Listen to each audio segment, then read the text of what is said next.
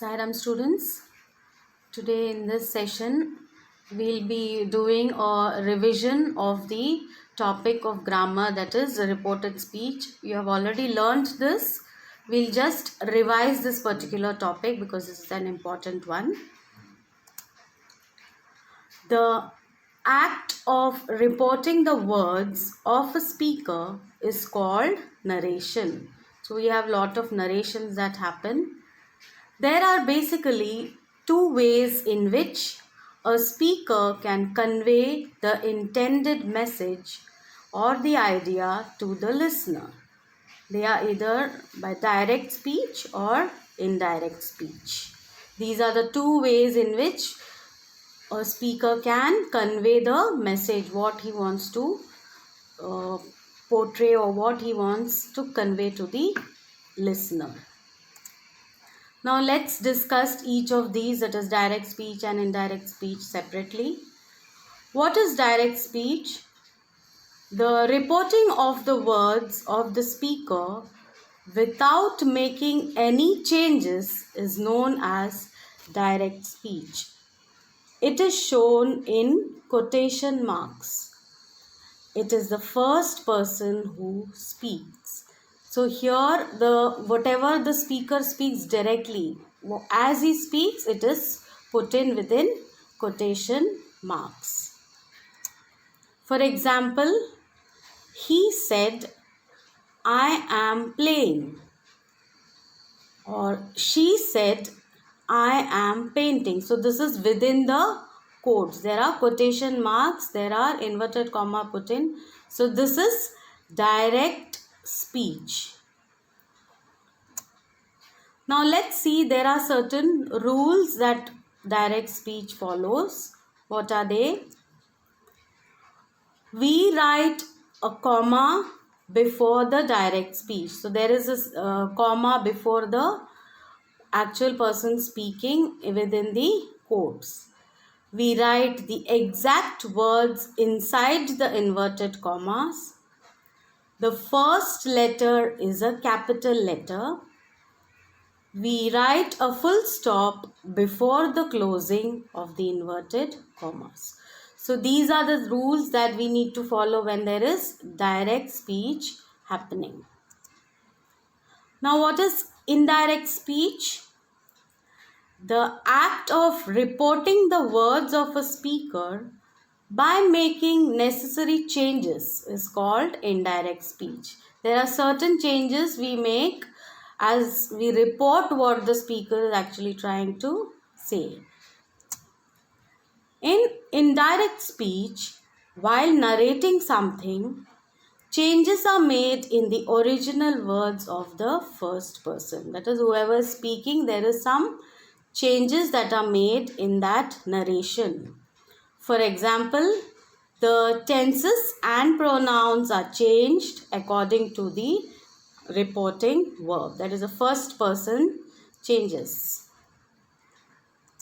For example, he said that he was playing. Earlier we dealt with the direct speech where it was he said, "I am playing." So now it is changed to he said that he was playing. So here the tense and the pronoun has been changed in the indirect speech. Or she said that she was painting. So the entire narration changes. There are certain other changes also taking place in the indirect speech.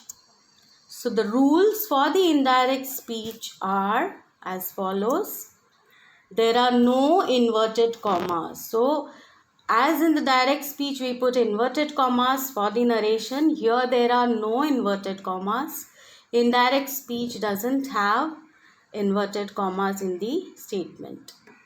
The comma separating the reporting verb from the direct speech is removed. So even the comma before the actual narration is removed here. Indirect speech is introduced by some connectors like that, if, whether, what, where, etc. Okay, so these are the things where there are certain changes happening in the indirect speech.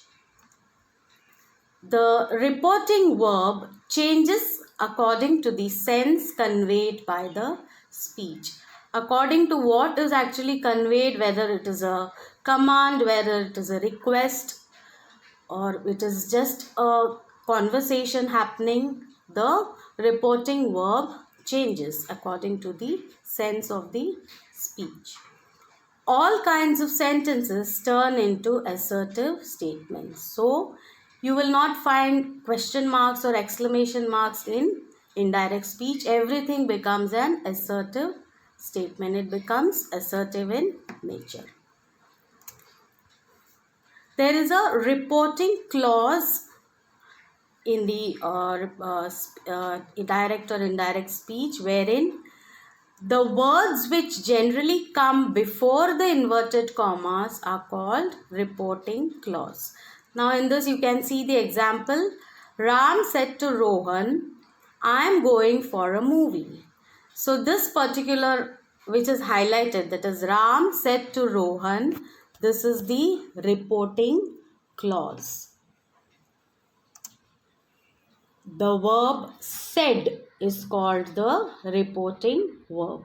So, the word that you see in the sentence, said, is the reporting verb.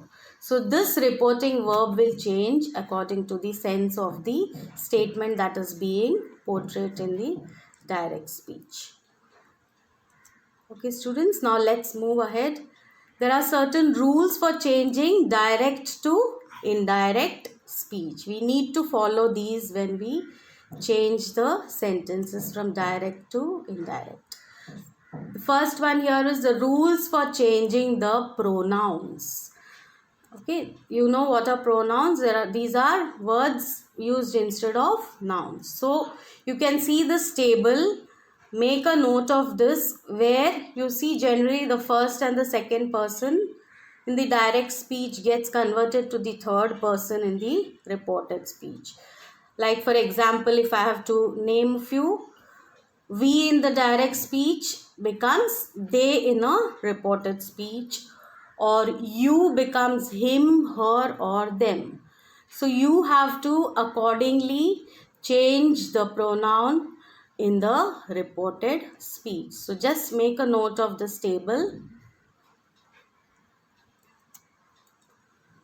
Now next we see the rules for changing auxiliary verbs. Now certain verbs you have to change them when you transfer them from direct to indirect speech. So again there is a table provided to you so that you can take in and you can understand what the familiar words that generally occur in statements. So for example, if in the direct speech you have can, in the indirect speech it changes to could, or do or does changes to did. Is, am, are will change to was or were. Has, have changes to had. So these are the general verbs that undergo certain changes in the indirect speech. So students, just take a note of these. Now next we have the rules for changing words expressing time and place. Again there are certain words which express time and place. So here we see these words. In the direct speech, if it is here, in the indirect it will change to there, or these changes to those, thus changes to so. Certain other words we have, where we have today in the direct speech changes to that day in the indirect speech. Tomorrow changes to the next day. Yesterday to the previous day. So you have to keep these things in mind when you are converting direct to indirect speech. Also we have last week changing to the previous week. Tonight is that night. The next day changes to the following day. So you need to make a note of these words which are very important. They occur in regularly or frequently in the sentences. Now let's see what are the rules for changing the tenses. The tenses also undergo a change. So what rules we generally follow? First, if the reporting verb is in the past tense, the reported speech, that is the indirect speech, also must be in the past tense.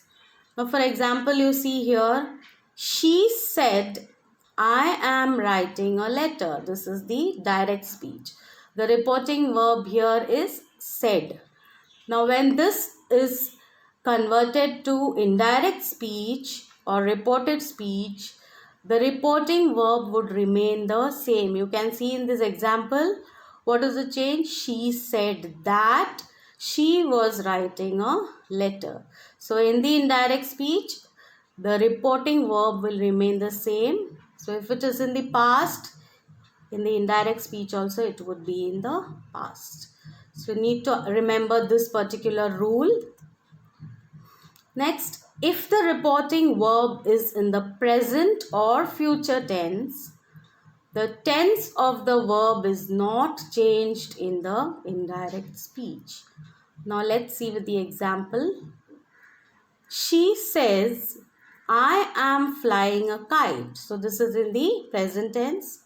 So here when it is changed to indirect speech, the reporting verb again is the same. She says that she is flying a kite. So this does not change. The reporting verb here does not change. Another one is he will say, I want a glass of milk. So this is again in the future tense. So the reporting verb will continue to remain the same. He will say that he wants a glass of milk. Only changes that occur is you remove the inverted commas, the pronouns change, but the reporting verb will remain the same. I hope you are clear with this, students.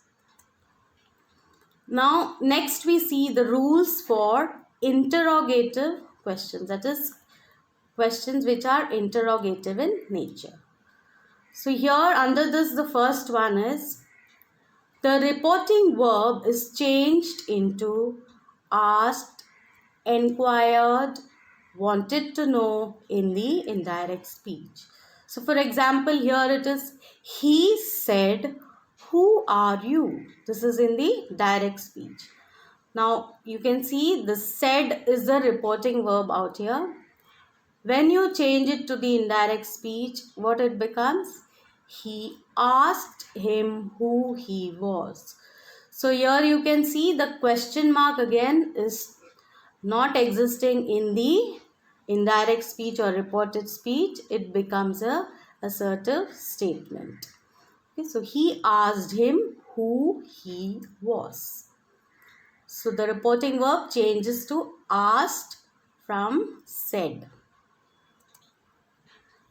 If it is a yes or no question, then if or whether is used after the reporting verb. So suppose the question is just where you need to answer yes or no, you have to use if or whether. So for example, he said, are you happy here? So here he enquired, again because it's a question, said is changed to enquired, if he was happy there. So if is used and here becomes there in the indirect speech. So if it's a yes no question, if or whether needs to be used after the reporting verb. Hope you're clear with the interrogative questions part. Now let's see the rules for changing commands and requests. If it is a command, change the reporting verb to told, ordered, or commanded. So, for example, the judge said to the witness, tell the truth. So here said is the reporting verb in the direct speech. Now when it is converted to indirect speech, that said, because it's a command, changes to ordered. So the judge ordered the witness to tell the truth. So here the command is wherein you change the reporting verb from said to ordered. There are also certain negative commands. These are changed by adding not plus an infinitive. What's an infinitive? The word to, which comes along with the verb. So here, for example, the principal said to the students, don't go in. So don't is a negative command out here. So now when that is converted to a indirect speech, it says the principal told the students not to go in. So told is a command that she is giving. Also, not to go in is a negative command. Don't becomes not to. So not plus an infinitive to go in. So these are the rules you need to follow when there are statements with negative commands. Then we have a request. To report a request, the reporting verb is changed into requested, begged, pleaded. Okay, for example, the hungry man said, please give me some food. So here the reporting verb is said in the direct speech, and there is a request put in that he needed some food.